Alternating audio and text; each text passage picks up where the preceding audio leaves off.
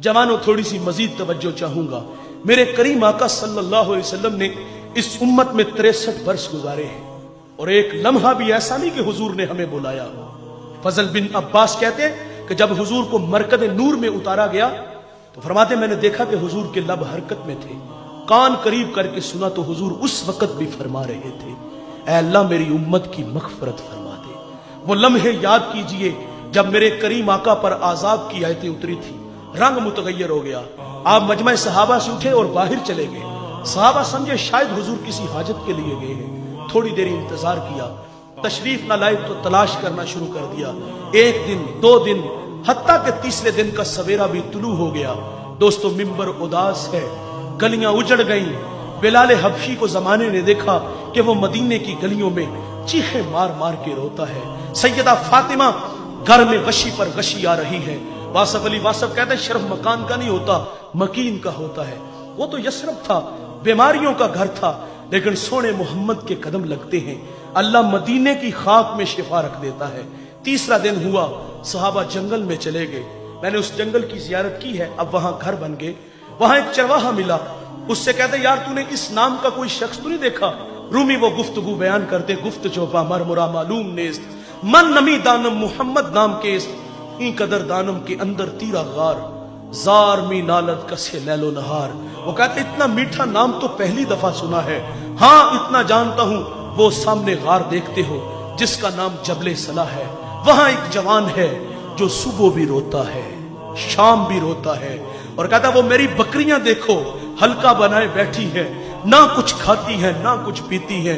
जब वो रोते हैं तो ये भी रोती है। सहाबा ने पूछा वो रोने वाला क्या कहता है? उसने कहा जब उसके लब हाय मुबारक खुलते हैं तो वो रब्बे हबली उम्मती की सदाएं देते हैं। बेजान जिस्म में जान आई, सहाबा अंदर दाखिल हुए। आंखें क्या देखती हैं? मेरे नबी की पेशानी नोकीले पत्थर पे झुकी है और रो रहे हैं। अपनी मईशत के लिए नहीं जवानों, अपनी कहानी तो ये है। अल्लाह फरमाते महबूब अगर आप कहो तो हम बत्ह मक्का को सोने चांदी का बना दे, लेकिन हुजूर अर्ज करते हैं मालिक मेरी आरज़ू है एक दिन खाना मिले, एक दिन भूखा रहूं, जिस दिन खाना मिले तेरा शुक्र अदा करूं, ना मिले तो सब्र करूं। ओए अपने लिए नहीं आपके लिए, मेरे लिए ये अल्लाह से फरियाद थी, ऐ अल्लाह मेरी उम्मत, ऐ अल्लाह मेरी उम्मत, ऐ अल्लाह मेरी उम्मत, ऐ अल्लाह मेरी उम्मत। रो रो के दुआएं मांग रहे हैं। सहाबा ने मिन्नत समाजी की। अबू बकर आगे बढ़े, कहा हुजूर 3 दिन हो गए आपकी जुदाई में तड़पते हुए, चलिए गुलाम आपके इंतजार में है। लेकिन हुजूर फरमाते हैं अबू बकर उतनी देर तक सजदे से सर नहीं उठाऊंगा जितनी देर तक अल्लाह उम्मत के मामले में मेरे साथ कोई वादा नहीं कर देता। सैयदा फातिमा को खबर मिली, आप मदीने की औरतों को लेके उस गार की तरफ बढ़ती हैं। सहाबा पीछे हटे, आप अंदर दाखिल हुई, आपने बाबा की पेशानी सजदे में देखी तो सैयदा रोने लगी। कहा अब्बू बेटी आई है, जिगर का टुकड़ा आया है। फअजलसहा फी मजलसिही, जिसके लिए मसनद बिछा देते थे, फातिमा आई है। हुजूर बेटी को भी फरमाते बेटे मुझे उम्मत की मोहब्बत तड़पा रही है, रब्बी हबली उम्मती, रब्बी हबली उम्मती।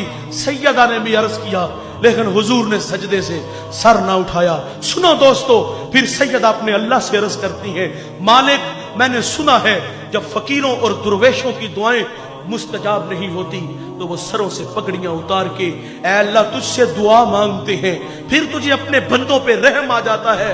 अर्ज किया मालिक आज तेरे नबी की बेटी फातिमा जिस पर तूने ततहीर की आयतों को नाज़िल किया है, मैं सर से दुपट्टा उतार के अपने बाबा की उम्मत के लिए तुझसे भीख मांगती हूं। सैयदा का हाथ रिदा की तरह बढ़ा। दोस्तों कोहराम मच गया, बादलों की ओट में सूरज ने मुंह छुपा लिया, ऐसे लगा कि कयामत आ गई।